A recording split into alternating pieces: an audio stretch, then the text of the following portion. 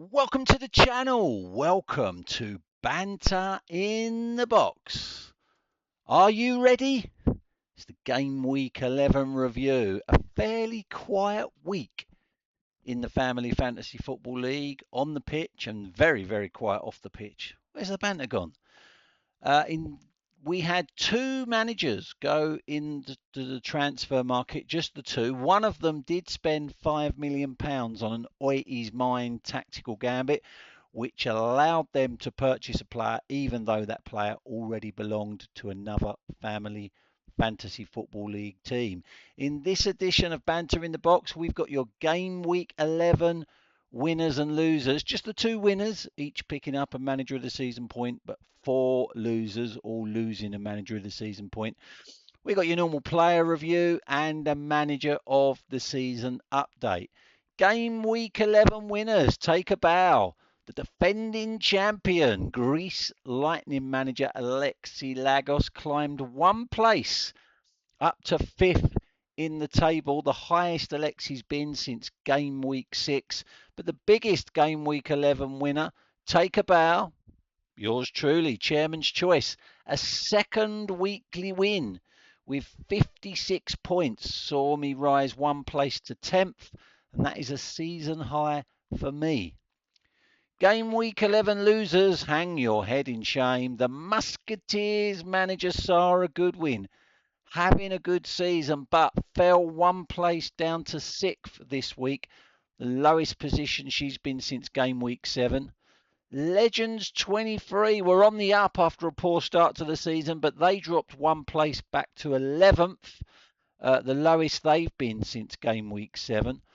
He was a Game Week 10 winner, but he's a Game Week 11 loser. Anders FC fell two places to 17th because it was such little movement in the league this week. That made Stephen the biggest fallers in Game Week 11. But the biggest Game Week 11 loser, well, it wasn't George. It was another old timer, Gobi Desert Canoe Club, Pops Hawksby, stayed 13th despite being the lowest scorers in Game Week 11 with just 14 points.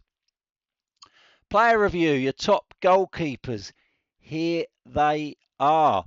Best week went to Emil Martinez of Aston Villa, and he's still available at only £8 million, and Villa are in the Champions League. Rofsson Petrovic still in the top 10 goalkeepers in the league, come at a premium at £11 million, but are still available.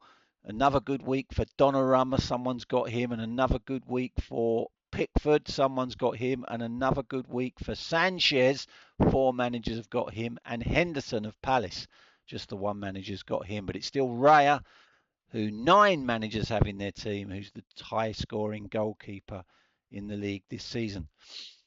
Top defenders, well, good weeks for Lacroix, second highest scoring defender in the league. One manager has him. Muniz is still available. He's very expensive at £15 million, but the joint third highest scoring defender, another good week this week. Palace in the Europa Conference League. Good weeks for Cucurella of Chelsea, just the one manager's got him, and a good week for Richards of Palace. Just the one manager has got him. Difficult, unless you want to pay £15 million to buy top scoring defenders.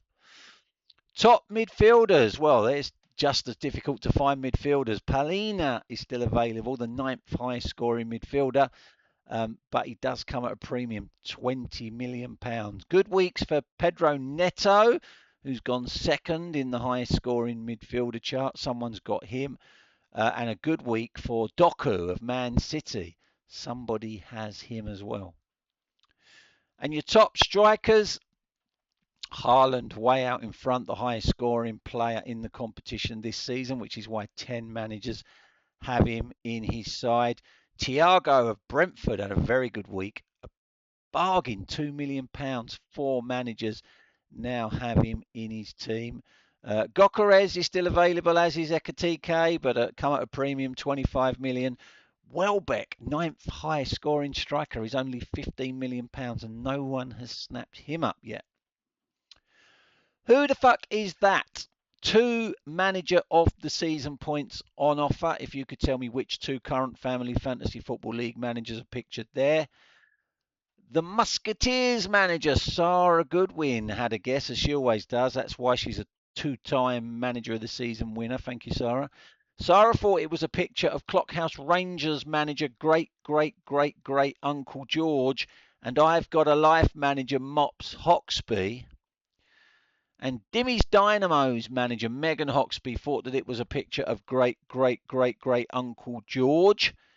But she thought he was with Norfolk and Chance FC manager Angela Addis. I can reveal one of those guesses are correct, because it was a picture of George and Angela. So 2 manager of the season points to Megan Hoxby, which means the top half of the table, manager of the season table, looks like this. I climbed to 6th for being a game week 11 winner. Sarah Goodwin drops from top to 3rd for being a game week 11 loser. And it's Megan Hoxby who jumps into 1st place, leading the manager of the season table for the first time ever. But it's still very close between the top 3, and the chasing pack aren't a million miles away. Your chance to earn 2 manager of the season points this week. That is a picture of a current Family Fantasy Football League manager. I'll give you 1 point if you can tell me which manager is pictured there. And I'll give you a bonus point if you can tell me the body part. That's it for your game week 11. And because of the last international break of the year, it will be 2 weeks until your next Banter in the Box. And remember, for the Who the Fuck Is That, you only get 1 guess.